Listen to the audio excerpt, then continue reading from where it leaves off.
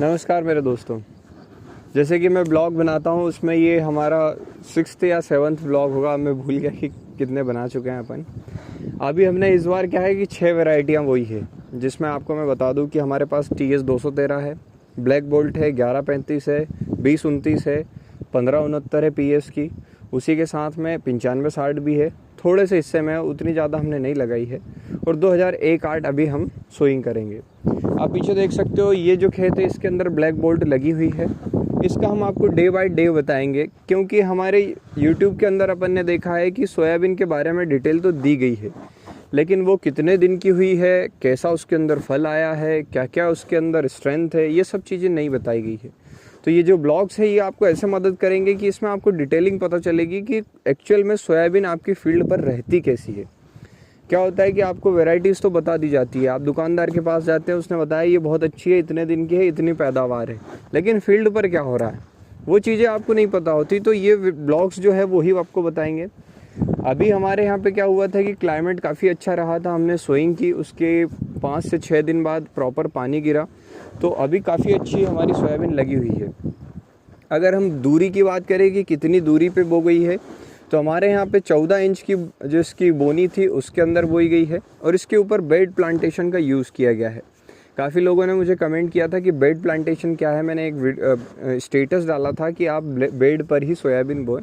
तो इसके अंदर क्या होता है कि पीछे से आपकी जो सोयाबीन होती है उसके ऊपर बेड बनाया जाता है। आगे से सोइंग होती है, पीछे 2 फल्ली लगी होती है जो कि बेड बनाकर सोयाबीन को बीच में सोइंग करती है। ऐसा करने से क्या होता है कि अगर पानी की अधिकता हो जाती है तो भी सोयाबीन ख़राब नहीं होती, और अगर लंबे समय तक पानी नहीं आता है तब भी सोयाबीन ख़राब नहीं होती। उसका वीडियो मैं आपको दिखा रहा हूँ। ये जो वीडियो चल रहा है इसके अंदर आप देख सकते हैं कि पीछे जो फल्लर लगी हुई है, इससे जो फसल है उसके ऊपर बेड बन रहा है। सोयाबीन जो है बेड के ऊपर आ जाती है, जिससे कि अगर ज़्यादा पानी होता है तो भी दिक्कत नहीं होती, और कम पानी होता है तो भी दिक्कत नहीं होती। लेकिन इसके अंदर एक ही डिमेरिट है कि ये 12 इंच से ऊपर ही हो सकता है, आप उससे कम नहीं कर सकते।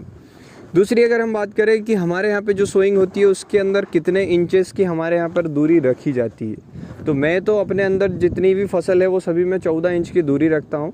लेकिन क्या है कि हमारे यहाँ पे जो किसान होते हैं वो 9 इंच पर, 12 इंच पर और इससे कम भी बो देते हैं। लेकिन ऐसे में क्या होता है कि पौधे को प्रॉपर हवा नहीं मिल पाती है, प्रॉपर उसकी जो वेजिटेटिव ग्रोथ है वो हो नहीं पाती है, और एक साथ पौधे ज़्यादा संख्या में होने की वजह से आपके हाइट तो ले लेते हैं, लेकिन फल और फल का वजन दोनों ही प्रॉपर नहीं ले पाते। इसलिए आपको रो टू रो की डिस्टेंस, मतलब एक लाइन से दूसरी लाइन की डिस्टेंस जो है वो थोड़ी सी ज़्यादा ही रखनी है। उसके साथ में आप रो में कितना भी डाल सकते हैं। जैसे कि आपने सुना होगा कि हमारे जो पुराने लोग थे वो 16 इंच या 18 इंच पे बोते थे, और बोते कितनी थे, 40 किलो या 35 किलो। अगर आप 35 किलो 16 इंच पर डालते हैं तो उसकी संख्या जो है वो काफ़ी ज़्यादा हो जाती है, क्योंकि दूरी जो है वो बढ़ जाती है। इस कारण से उसके अंदर वेजिटेटिव ग्रोथ काफ़ी अच्छी आती है। लेकिन क्या हुआ कि धीरे धीरे करके खरपतवार जो है वो ज़्यादा बढ़ने लगे, किसानों को खरपतवार का रिजल्ट नहीं मिलने लगा, तो उसने दूरी को धीरे धीरे कम करता गया। लेकिन जितनी दूरी कम हुई है उतना प्रोडक्शन भी धीरे धीरे करके कम हो गया है। अब हम आपको बताएंगे कि ज़्यादा दूरी रखने से क्या फ़ायदा है।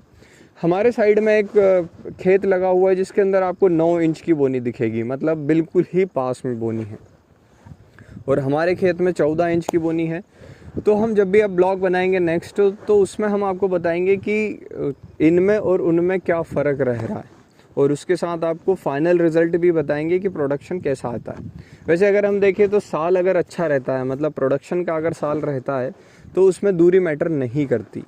लेकिन अगर कभी सीरियस होता है, कोई बीमारी का प्रकोप आता है, जैसे कि कोई फंगस का अटैक आ रहा है, तो जो पौधे जितने ज़्यादा घनत्व में होंगे, मतलब जितनी ज़्यादा संख्या में होंगे, उतना ज़्यादा उनके अंदर वो प्रकोप बढ़ता है। इल्लियों के साथ भी ऐसा ही होता है। आप ज़्यादा पत्ते रहेंगे तो उसके अंदर आपको इल्लियों को मारना मुश्किल हो जाएगा। तो इन बातों को आप थोड़ा सा ध्यान रखें। उसी के साथ में जो किसान भाई उड़द बो रहे हैं, उड़द में ज़्यादातर अगर हम देखें तो T9 सबसे ज़्यादा बेहतर वैरायटी है। उसके अलावा आप PU 31 बो सकते हैं। और अगर प्राइवेट रिसर्च में देखें तो हमारे यहाँ पर निर्मल का विश्वास 7 जो है वो काफ़ी अच्छा दिखता है।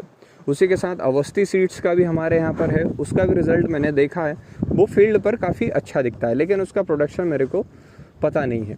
अब अगर हम बात करें कि मूंग और उड़द अगर आप बो रहे हैं तो उनमें क्या क्या ध्यान रखना है। तो मूंग और उड़द अगर आप बो रहे हैं तो सबसे पहले देखें कि आपको लॉन्ग ड्यूरेशन की वैरायटी लेनी है।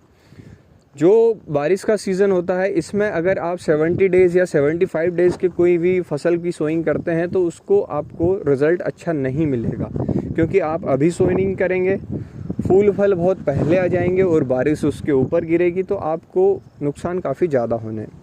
दूसरी बात ये कि आपको पिंक बॉलवर्म पर ध्यान देना होगा, क्योंकि जो हमारे रीजन है, जैसे आप हरदा, होशंगाबाद, खंडवा इस रीजन की बात करेंगे तो यहाँ पर कपास की पहले खेती होती थी, इसलिए यहाँ पर पिंक बॉलवर्म जो कि गुलाबी कलर का एक कीड़ा होता है उसका प्रकोप काफ़ी तेज़ रहता है।